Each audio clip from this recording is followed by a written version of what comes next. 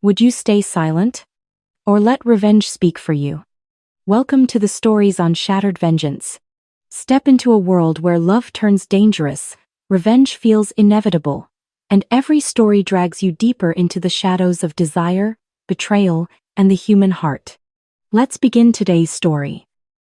The Christmas tree lights twinkled cheerfully in the corner of the dining room at Dad's house in Westchester, casting a warm glow over what should have been a peaceful family dinner. Instead, I found myself sitting at the mahogany table where I'd eaten countless childhood meals, watching my family orchestrate what appeared to be the most expensive gift exchange in our family's history, involving property I actually owned. "Emma, sweetheart, we have something very special to announce," Dad said, setting down his wine glass with the ceremonial gravity he reserved for major family pronouncements.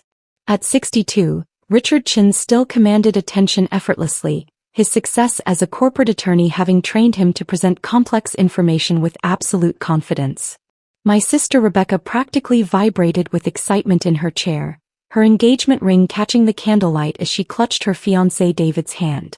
At 28, she'd inherited Dad's flair for dramatic moments and Mom's expensive taste, a combination that had produced increasingly elaborate expectations since her engagement to David Morrison, whose family owned a successful chain of luxury car dealerships across Connecticut.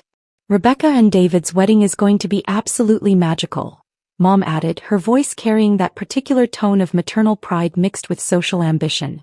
"But finding the perfect venue has been such a challenge. Everything beautiful is either booked or outrageously expensive."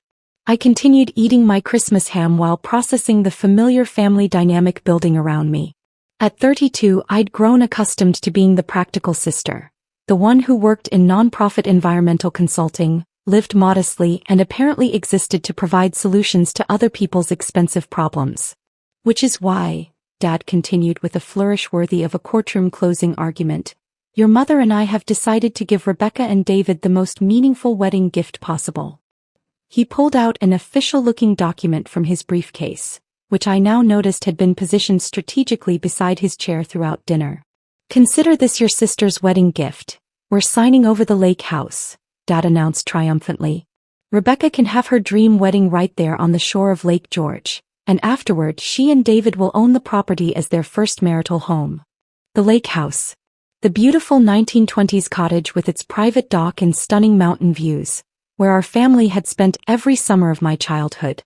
The property Dad had inherited from his parents and always promised would stay in the family for future generations. Rebecca squealed with delight, immediately pulling out her phone to show wedding invitations she'd apparently already designed. "Look, I had them printed with the lake house address. David's parents are going to be so impressed. Waterfront property in the Adirondacks is incredibly exclusive." My fork paused halfway to my mouth as I processed what I was hearing. "The invitations are already printed?" I asked carefully. 200 copies. Rebecca gushed. "The photographer I want specializes in lakefront ceremonies. David's groomsmen can stay in the guest rooms. My bridesmaids can get ready in the master bedroom. It's going to be absolutely perfect." Dad beamed with paternal satisfaction while Mom practically glowed with the prospect of hosting a society wedding at their picturesque family property. None of them seemed to have considered one crucial detail about their generous gift. "This is so generous," David said, his voice carrying genuine gratitude mixed with obvious excitement. "Rebecca showed me pictures of the lake house last summer. The setting is incredible. Private beach, mountain views, that gorgeous stone fireplace for evening receptions." Dad nodded proudly. 4 generations of Chens have owned that property. Built by my grandfather in 1923. Expanded by my father in the 60s, completely renovated 5 years ago with modern amenities while preserving the original charm. 5 years ago. I remembered that renovation vividly. The extensive electrical work, new plumbing, updated kitchen, refinished hardwood floors. A $250,000 project that had transformed the charming but aging cottage into a luxury retreat worthy of the family legacy Dad always described. "The timing is perfect," Mom added. "Emma never uses the place anymore since she's so busy with her environmental work. It just sits empty most of the year, which seems wasteful for such a beautiful property." Rebecca nodded enthusiastically. "And David and I love spending time in the mountains. We're already planning weekend trips and holiday gatherings." Maybe even rent it out occasionally for extra income. I set down my fork and studied the three excited faces around the table. They'd clearly spent considerable time planning this transfer, complete with David's family's approval and Rebecca's detailed vision for lakefront entertaining. "When were you thinking of making this transfer official?" I asked. "Actually," Dad smiled triumphantly, "I've already prepared all the paperwork. We can sign the deed transfer right here tonight, get it notarized tomorrow and file it with the county by New Year's. Rebecca and David will own the property free and clear before their spring wedding." He spread the transfer documents across the table beside the Christmas centerpiece, revealing legal language that looked official and binding. "Free and clear," I repeated. "Well, there's still the mortgage balance," Dad explained casually. "About $400,000 remaining from the renovation loan. But that's manageable for a young couple with good careers. David's family business is thriving and Rebecca's marketing position provides steady income." Rebecca's expression flickered slightly at the mention of a $400,000 debt, but David squeezed her hand reassuringly. "We've discussed the financial responsibility," David said confidently. "The property value far exceeds the mortgage balance. It's essentially a built-in investment with incredible appreciation potential." Dad nodded approvingly at his future son-in-law's business acumen. My phone buzzed discreetly. A text from David Morrison, Executive Vice President at First National Bank. "Merry Christmas. Hope you're enjoying the holidays at the lake house. Let me know if you need anything regarding the property accounts." I deleted the message and looked at the deed transfer documents Dad wanted to sign tonight. "Before we proceed," I said carefully, "there might be some complications with the property transfer that we should discuss."